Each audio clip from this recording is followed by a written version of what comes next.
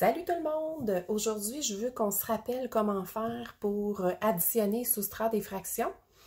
Donc, tu vas avoir des exercices sur ça cette semaine dans la trousse qu'on t'a envoyée.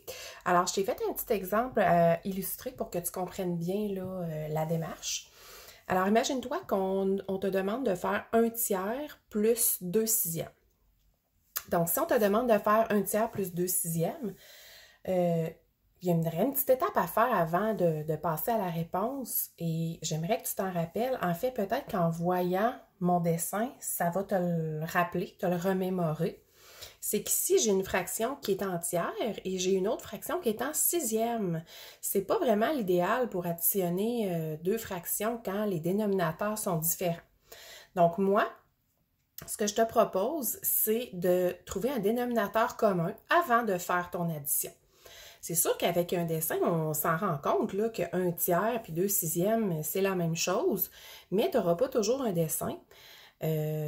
Donc, il faut que tu te rappelles que quand tu additionnes ou que tu soustrais tes fractions, la première chose à faire, c'est de les mettre sur un dénominateur commun. Donc, souviens-toi, quand on cherche un dénominateur commun, on est toujours mieux de prendre le chiffre le plus gros. Donc, moi, je te suggère toujours de prendre le plus gros. Ici, ça serait le 6.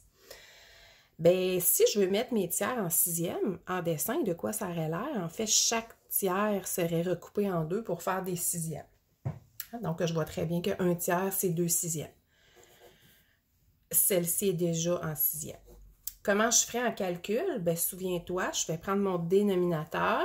Je vais me demander ce que je dois lui faire pour arriver au 6. C'est fois 2. Je vais faire la même chose au numérateur, fois 2. 1 fois 2, 2. Donc là, je peux partir de ces fractions-là pour faire mon addition. 2/6 plus 2/6, ça égale 4/6. Donc, la réponse serait 4/6. On le voit bien là. 1, 2, 3, 4. Ça fait 4/6. Évidemment, si tu vas aller un peu plus loin, tu sais, au 3e cycle, on te demande de réduire la fraction. Donc, on l'a appris la semaine passée. Bon, on ne l'a pas appris la semaine passée, on l'a revu la semaine passée. Tu cherches un diviseur qui fonctionne pour le numérateur et le dénominateur. Donc, ici, c'est 2. 4 divisé par 2, 2. 6 divisé par 2, 3. 2/3.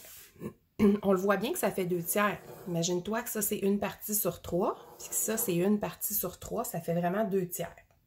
Donc, ça serait ma réponse. Si tu n'as pas de dessin et que tu as juste des calculs, si on récapitule, si j'ai 2/8 plus 1/4, je vais trouver un dénominateur commun. Je choisis le plus gros. Celle-ci est déjà sur 8. Qu'est-ce que je fais au 4 pour arriver au 8 fois 2? Même chose au numérateur. Donc, 2/8 plus 2/8 égale 4/8. Si on va aller un peu plus loin, on peut réduire notre fraction. Ici, je n'ai pas besoin de faire de calcul. Je le vois très bien. Là, 4/8, c'est la moitié. Donc, c'est 1/2. Un dernier petit exemple. 12/20 moins. Là, j'ai une soustraction. C'est exactement la même démarche. Moins 2/5. Je vais mettre mes deux fractions sur 20. Je trouve un dénominateur commun. Celle-ci l'est déjà. Il me reste celle-là transformée. En faisant x 4. 2 fois 4, 8. Donc, maintenant, je peux faire 12/20 moins 8/20. Je vais faire, dans le fond, 12 moins 8. 12 moins 8, 4/20. Je vais aller un peu plus loin. Je peux réduire ma fraction. Je connais très bien mes tables. C'est pratique. Je sais que 20 se divise par 4. Donc, je vais diviser mes 2 par 4. 4 divisé par 4, 1. 20 divisé par 4, 5. Donc, je peux affirmer que 12/20 moins 2/5 est égal à 4/20 ou 1/5 qui est équivalent et qui est la fraction simplifiée. Voilà, bon travail!